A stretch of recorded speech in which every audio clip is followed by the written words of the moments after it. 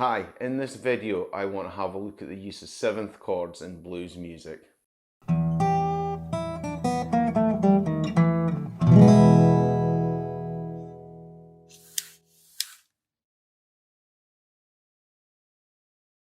Hi, that was a short blues chord sequence that showed the use of 7th chords within it. And 7th chords are one of the most fundamental chords used in blues music and are one of the reasons it has that distinctive sound. Now, 7th chords are nothing new and they're used quite a lot in popular music. You know, after the major chord, the minor chord, the 7th chord is probably the most commonly used one. And it's been used in music for hundreds of years quite regularly. Now, 7th chords have a very distinctive sound. So if I play, say, an E7th like this,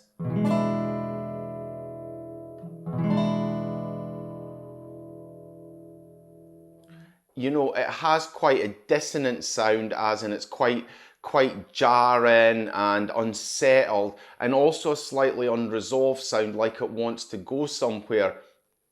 But also when you hear that chord, you hear it does have that bluesy sound to it when I play it. So what I want to do in this video is have a look at the 7th chord, look at how it's made up, and look at how it's used in blues music to give it that distinctive sound. Okay, now I want to show you how to make these 7th chords. And for this, I'll use the key of E because I've got a standard tuned guitar here and that's loosely tuned to E anyway. Now, when you see these chords written, what you will see is you will see the letter of the chord with a 7th next to it. So in the case of E, it would be a large E and then the small 7 next to it. And this denotes a 7th chord.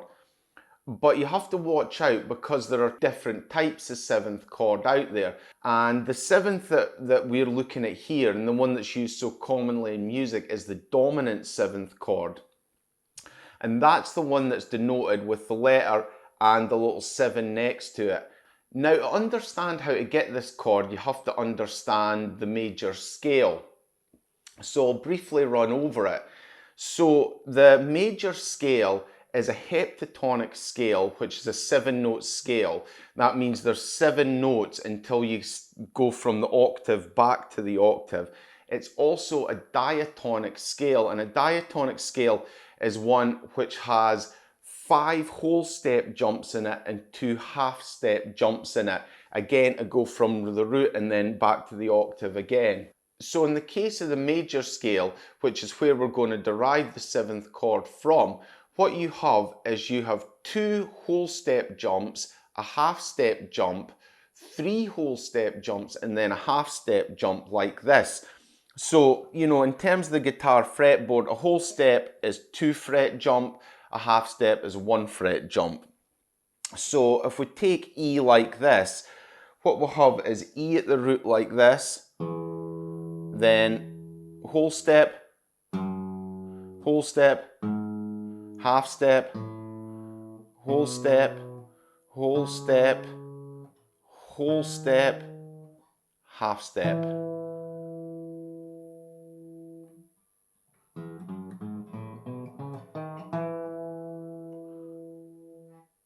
And that's the E major scale, and that's the 7 notes that make up it.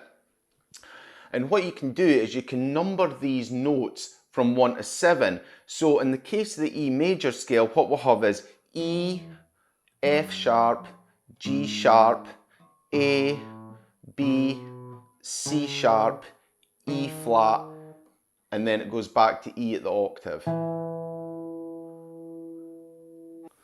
So if we were going to be playing an E7th chord, what we're doing is we're taking the E major chord, and the 3 notes that make up the E major chord are the 1st, 3rd and 5th note, which is E, G sharp and B. So when I play an E major chord like this, it's just these 3 notes that are getting played to make up that E major chord. And for a 7th, what you're doing is adding in a 7th note of the scale, which is E flat. But this is where the confusion arises. An E flat added into it makes an E major 7th. To make an E dominant 7th, you have to add a flattened 7th within it. So although it's written as E 7th, it's actually the E major chord with a flattened 7th within it. Now the 7th note of the scale is an E flat, and that's flattened down to a D. So what you are adding in an E 7th chord is you have the E major chord like this, and you're adding in a D, and we're going to get that D on the 3rd fret of the B string here like this.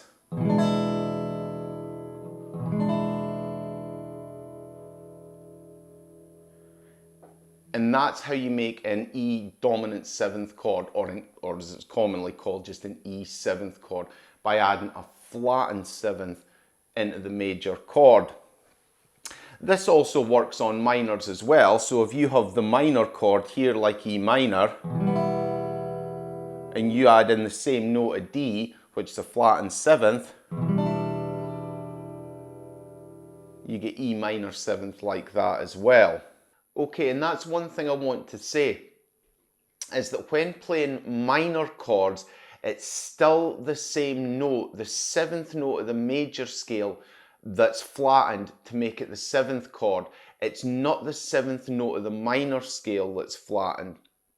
Because in the case of the E minor scale, it's D is the 7th note, so you would be flattening that to C sharp. So that isn't what you do. So if you're playing a minor 7th chord, you're still flattening the same note, the 7th note of the major scale when you're doing it. So I'll tell you what, I'll give you another example. Another commonly used chord in blues music is A. So the A scale runs like this. And the 7th note of that is a G sharp. So we're flattening that down to a G to make the 7th. So the A major chord's like this. And we'll get the G on the 3rd fret of the highest string like this to make the 7th chord.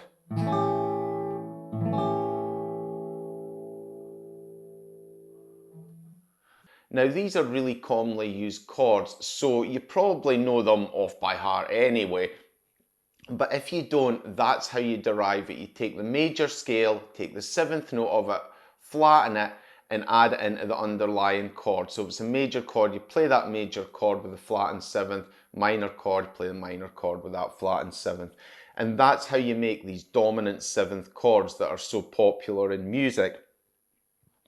And you can hear it when I play through it. When you take the major chord and you add in that flattened 7th, it gives it a very dissonant sound because the flattened 7th note is a dissonant note. So when it's added in, it gives that sound, you know. And you can hear that dissonant sound that's so commonly heard in blues music.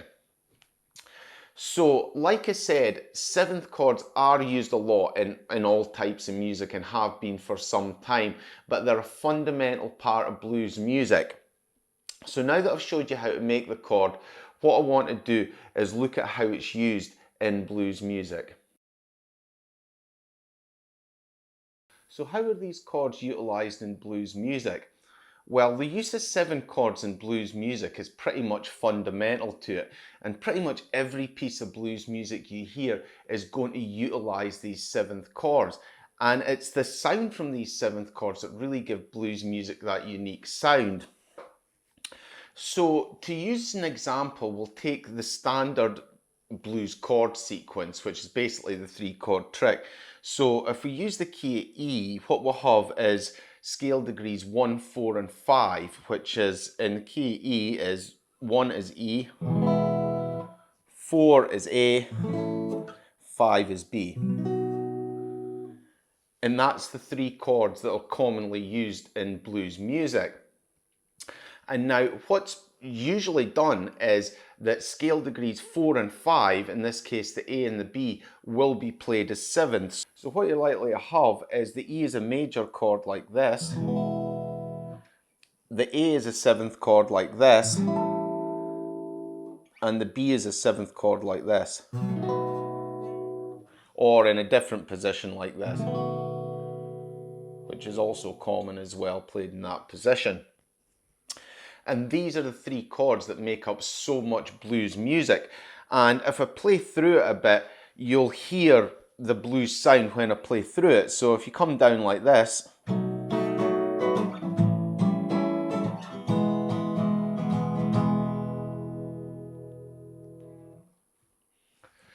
and you can hear that bluesy sound coming out.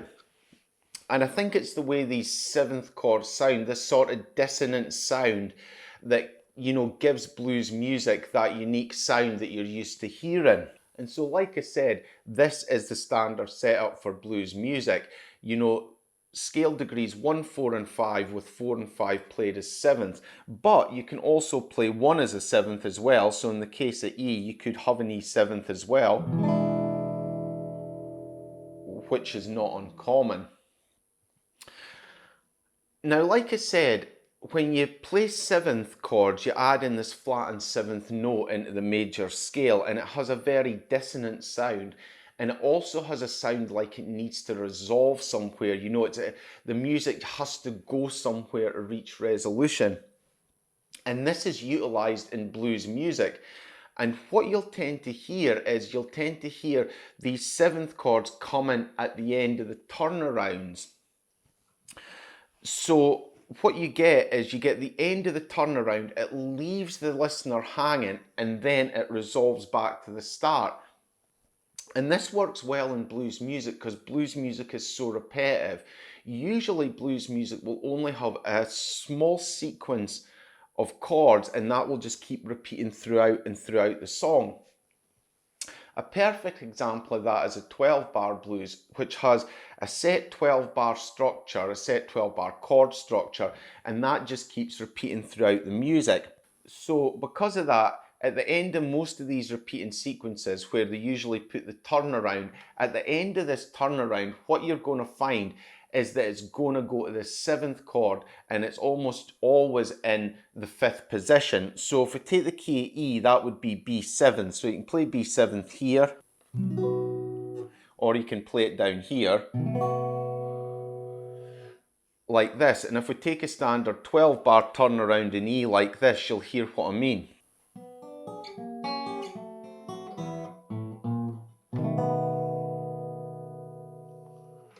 So setting it up on that B7th leaves the listener hanging, and it makes the music want to resolve somewhere, and that's back to the root note, the E, like this.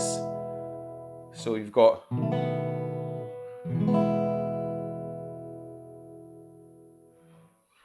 and that gives a nice pleasing sound to the music. You know, it sounds like it's resolved.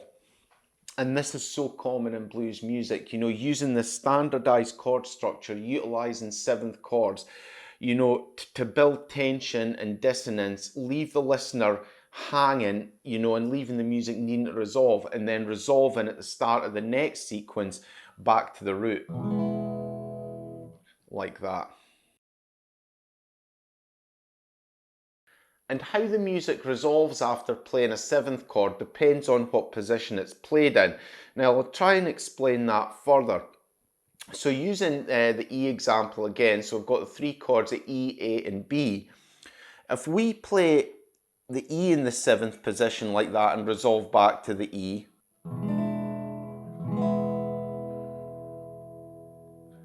yes, it resolves back to the E, but it still doesn't sound totally complete and finished. Again, we'll use the A in the fourth position like this and resolve back to the E.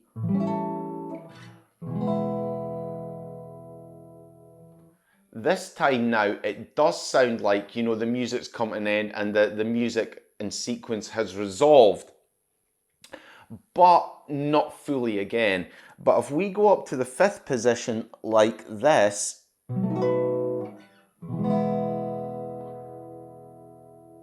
it sounds better. It sounds like it's resolved a lot better. It sounds like the music's reached its, I don't know what you could call it, its natural conclusion there. And that's levered in blues music. And especially if you take the 12-bar blues sequence, you'll see how it utilizes that to keep the music flowing, to build tension, to resolve, and then ultimately resolve to its conclusion at the end. So You know, in a blues, 12 bar blues, you would have it in the 5th position, moving to the 4th, then back to the E. Now, this isn't fully resolved at this point because what it does is it goes back to a B7th at the end and then back to the E.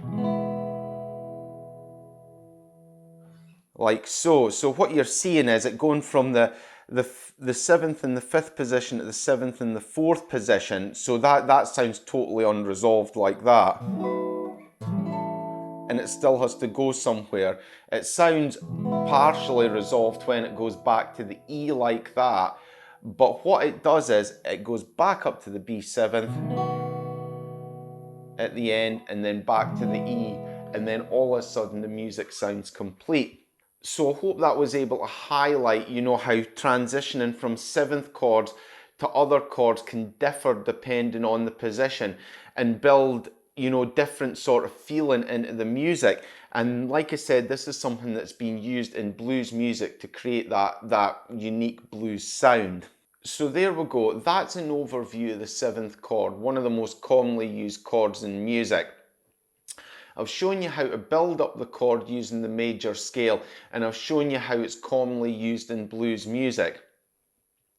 But knowing what I've said, you know, you can take this chord and build it into your own music and use this idea, you know, putting in this dissonant chord, leaving the music hanging and then resolving. You can use this technique, you know, to build tension in your music and then resolve it to give an interesting sound when you're writing new music.